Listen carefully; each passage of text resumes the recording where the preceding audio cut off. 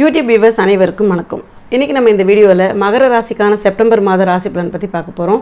மகர ராசிக்கு அப்படின்னு பார்க்கும்பொழுது ராசியில் சனியுடைய அமர்வு இருக்குது, 1ஆம் வீடு. அதாவது இப்போ வக்கரகதியில் இருக்கக்கூடிய சனி பகவான் ராசியிலேயே அமர்ந்திருக்கார். இந்த சனி பகவான் என்னெல்லாம் பண்ண போகிறார் அப்படின்னு பார்த்தீங்கன்னா, நமக்கு அளவுக்கு அதிகமான ஸ்ட்ரெஸ் ரொம்ப ஜாஸ்தியாக போய்கிட்டே இருந்திருக்கு. வேலை சார்ந்த விஷயங்களில் நிறைய ஸ்ட்ரெஸ் இருந்திருக்கும், வீட்லேயே ஆர்கியூமெண்ட்ஸ் போய்கிட்டே இருந்திருக்கும். இந்த மாதிரி விஷயங்கள்லாம் கொஞ்சம் மாறத்துக்கு உண்டான வாய்ப்பு.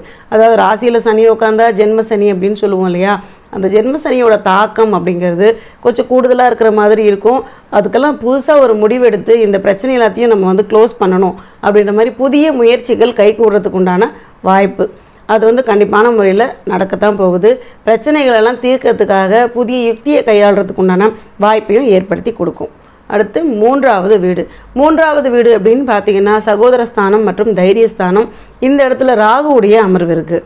ராகு 3ஆவது வீட்டில் இருந்தால் தைரியத்துக்கு சொல்லவே வேண்டாம், அளவுக்கு அதிகமான தைரியம் அப்படின்றது கூடுதலாக இருக்கும். அதில் சகோதரஸ்தானம்னா உடன் பிறந்தவங்க மேலே நம்ம ரொம்ப அதிகமாக அன்பு அக்கறையெல்லாம் காட்டுவோம். ஆனால் அவங்க நம்ம மேலே பெருசாக அக்கறை காட்டுறதுக்கு உண்டான சூழ்நிலைகள் தென்படலை. இதை நினச்சி ரொம்ப வருத்தப்பட வேண்டாம். கிரகங்கள் காரணமாகத்தான் சில விஷயங்கள் மறைக்கப்படுது. அதாவது அது அப்படியே க்ளோஸ் ஆயிடுச்சுன்னா நினைக்கவே கூடாது. கிரகத்தோட காரணம் அப்படின்னு பார்க்கும்பொழுது அது சில விஷயங்களை மறைக்கும். அது நகர்ந்ததுக்கப்புறம் மறைஞ்ச விஷயங்கள் வெளிச்சத்துக்கு வரும். இவ்வளவு தான். அதனால் நீங்கள் உடன் பிறந்தவங்களுடைய பேச்சுவார்த்தை குறைஞ்சது அப்படின்லாம் நினச்சி வருத்தப்பட வேண்டிய அவசியமெல்லாம் கிடையாது. எல்லா அன்பெல்லாம் மனசுக்குள்ளே தான் இருக்கும். அடுத்து 5ஆம் வீடு அப்படின்னு பார்த்தீங்கன்னா உங்களுக்கு பூர்வ புண்ணியஸ்தானம் மற்றும் புத்திரஸ்தானம். இந்த இடத்துல குருவுடைய அமர்வு இருக்குது. குரு 5ல் இருக்கும் பொழுது நமக்கு வர வேண்டிய நல்ல விஷயங்கள் தங்கு தடையில்லாமல் நடக்கிறதுக்கு உண்டான வாய்ப்பு இருக்குது. ஆன்மீக ஈடுபாடு கொஞ்சம் கூடுதலாக இருந்துக்கிட்டே இருக்கும்.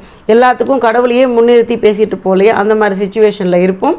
நமக்கு குழந்தைங்க சார்பான நல்ல விஷயங்கள் கண்டிப்பாக உண்டு. குழந்தை பிறப்புக்கான சூழ்நிலையும் உண்டு. குழந்தைகள் வழியில் அதாவது பாராட்டு கிடைக்கிறதுக்கு உண்டான சூழ்நிலைகள் இருக்குது. பிள்ளைங்க நல்லா படித்து மதிப்பெண்கள் வாங்கும்போது நமக்கு அது அளவுக்கு அதிகமான சந்தோஷம் இருக்கும். மாணவர்கள்னு பார்த்திங்கன்னா நல்ல படிக்கிறதுக்கு முன்னேற்றமான சூழ்நிலையில் போயிட்டுருப்பாங்க. தேர்ச்சி நல்ல முறையில் பெறத்துக்கு உண்டான வாய்ப்பையும் ஏற்படுத்தி கொடுக்கும். ஸோ இந்த 5ல் குரு உட்கார்ந்துருக்கிறது குடும்ப சூழ்நிலைக்கு ரொம்ப நல்ல விஷயங்களை கொடுத்தே தீரும். அடுத்து 6ஆம் வீடு அப்படின்னு பார்த்தீங்கன்னா நோய் ஸ்தானம் மற்றும் எதிரி ஸ்தானம். இங்கே செவ்வாயுடைய அமர்வு இருக்குது. செவ்வாய் 6ல் இருக்குதுன்னா நம்ம எப்பயுமே கொஞ்சம் உஷாராக இருக்கணும். ஆரோக்கியத்தில் பிரச்சனைகள் வரத்துக்கு உண்டான வாய்ப்பு இருக்குது அப்படின்றத புரிஞ்சுக்கோங்க. வழக்கு சம்மந்தப்பட்ட பிரச்சனைகள் ஏதாவது இருக்குன்னா அதில் பெருசாக நம்ம தலையீடுகள் செய்யாமல் இருக்கணும். ஏன்னா செவ்வாய் அங்கே இருக்குன்னா அது கொஞ்சம் சூடான கிரகம் அப்படிங்கிறதுனால வழக்கு சம்மந்தப்பட்ட விஷயங்கள் காரசார விவாதமாக கொண்டு போகிறதுக்கு உண்டான சூழ்நிலைகள் இருக்குது. நிதானமாக ஹேண்டில் பண்ணுங்கள். அதே மாதிரி எதிரி ஸ்தானத்தில் செவ்வாய் இருக்குன்னா புரளி பேசக்கூடிய தன்மை உண்டு. கோபத்தில் வார்த்தைகள் விடுறதுக்கு உண்டான வாய்ப்புகள் உண்டு. இப்போ 6ல் செவ்வாய் இருந்தால் முருகனை வழிபட்டுட்டு நிதானமாக இருந்தீங்கன்னா போதுமானது. அதுக்கப்புறமா நம்ம பார்த்திங்கன்னா கிரகங்கள் நகர்ற வரைக்கும் இந்த பிரச்சனைகள்லாம் போயிட்டு வந்துட்டுருக்கும். அது கிரகம் நகர்ந்ததுக்கப்புறம் தன்னால் மாறிடும் அப்படின்றத மனசார நினச்சிக்கோங்க. வேறு எந்த பிரச்சனையுமே நம்மளை தொடாது அப்படின்னு நினச்சிக்கணும். 6ல் செவ்வாய். இப்போ பார்த்திங்கன்னா 8ஆவது வீடு அப்படின்னு பார்க்கும்பொழுது ஆயுள் ஸ்தானம். 8ஆம் வீட்டில் பார்த்திங்கன்னா சூரியன் மற்றும் புதன் இருக்குது. சூரியன் புதனுடைய அமர்வு அப்படின்னு பார்க்கும் பொழுது நமக்கு இந்த ஆயுள் ஸ்தானத்தில் உட்காந்துருக்கும்போது சூடு சம்மந்தப்பட்ட பிரச்சனைகள் வரதுக்கு உண்டான வாய்ப்பு இருக்குது. அதே மாதிரி வேலையில் முன்னேற்றம், தலைமை பொறுப்புகள் இதெல்லாம் கண்டிப்பாக நமக்கு கிடைக்கும். அதாவது வேலை சார்ந்த விஷயம் முன்னேற்ற பாதையில் போகும்.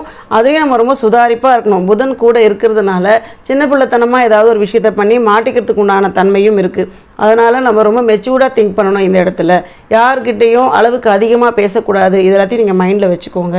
அதே மாதிரி உஷ்ணம் சார்ந்த விஷயங்கள் எல்லாத்தையும் அதிகமாக சாப்பிடாதீங்க. வேலைக்கு உணவு அருந்துதல் ரொம்ப முக்கியம். ஏதாவது ஆரோக்கிய குறைபாடு வந்தால் கை வைத்தியம் பண்ணாதீங்க. உடனே நீங்கள் பார்த்தீங்கன்னா ஏதாவது மருத்துவர்கிட்ட போய் ஆலோசனை பெற்று அதுக்கான மருந்து வாங்கி சாப்பிடுங்க. இதுதான் உங்களுக்கு கொடுக்கக்கூடிய அட்வைஸாக இருக்கும். அடுத்து 9ஆம் வீடு அப்படின்னு பார்த்தீங்கன்னா உங்களுக்கு பாக்யஸ்தானம் மற்றும் பித்ருஸ்தானம். இந்த இடத்துல உங்களுக்கு கேதுவும் சுக்கிரனும் அமர்ந்திருக்கு. 9ல் சுக்கிரன் இருக்கும் பொழுது வருமானங்கள் வர்றதுக்கு உண்டான தடைகள்லாம் எதுவும் கிடையாது. வருமானம் கண்டிப்பான முறையில் கிடைக்கும். அந்த வருமானத்தை பார்த்திங்கன்னா சேமிப்பு அப்படின்ற ஒரு இடத்துல நீங்கள் வைக்கணும். வருமானத்துக்கு ஏற்ற செலவை முன்னாடியே ரெடி பண்ணி வச்சுருந்தீங்கன்னா ஒன்றுமே பண்ண முடியாது. மகர ராசிக்காரர்களுக்கு பொதுவாகவே பார்த்திங்கன்னா செலவு தாராளமாக செய்யக்கூடிய நபர்கள். அதனால் ரொம்ப நிதானமாக இருக்கக்கூடிய மாதம் அப்படின்னு சொல்லலாம். கேது அமர்ந்திருக்கிறதுனால பார்த்திங்கன்னா பாகியங்கள் நிறைய ஃபுல்லாக வரவிடாமல் அதை கொஞ்சம் மட்டுப்படுத்தி கொடுக்கக்கூடிய ஒரு கிரகம் கூடவே இருக்குது. சுக்கிரன் நீசமாக நீசமாக இருந்தாலும் குரு பார்வைப்பட்டு அந்த சுப கிரகத்தோட பார்வை கிடைக்கிறதுனால உங்களுக்கு வந்து சுக்கிரன் வந்து அளவுக்கு அதிகமான பொருள் கொடுக்கறதுக்கு உண்டான வாய்ப்புகள் உண்டு. அதை வாங்குறது நீங்கள் நிதானமாக இருந்தால் தான் அந்த பாசிட்டிவும் உங்களுக்கு கிடைக்கும். ஸோ நிதானமாக இருங்க, பேச்சு சுதாரிப்பும் தேவை, டக்குன்னு கோவப்படக்கூடாது. கிரக அமைப்புகள் வந்து பார்த்திங்கன்னா உட்காந்துருக்கிறது எல்லாமே ஒரு இடத்துல தனித்தனியாக வேறு மாதிரியாக உட்காந்துருக்கு. அதனால் நம்ம நிதானத்தோடு செயல்படுறது ரொம்ப முக்கியமான ஒரு விஷயம். செப்டம்பர் மாதத்துக்கான வழிபாடு அப்படின்னு பார்த்தீங்கன்னா மகாலட்சுமி வழிபாடு தொடர்ந்து பண்ணுங்கள். இந்த மகாலட்சுமி வழிபாடு பண்ணுற பட்சத்தில் உங்களுக்கு வரக்கூடிய பிரச்சனைகள் எல்லாமே வந்து நேர்மறையாகவே மாறத்துக்குண்டான வாய்ப்புகள் உண்டு. நேர்மறைனா பாசிட்டிவாக மாறத்துக்குண்டான வாய்ப்புகள் உண்டு. சந்தோஷ சூழ்நிலையில் எந்த குறைவும் இல்லாமல் பார்த்துக்கும். இந்த வீடியோ உங்களுக்கு பிடிச்சிருந்தா லைக் பண்ணுங்கள், ஷேர் பண்ணுங்கள், சப்ஸ்கிரைப் பண்ணுங்கள். டவுட் இருந்தால் கமெண்ட் பண்ணுங்கள். நன்றி, வணக்கம்.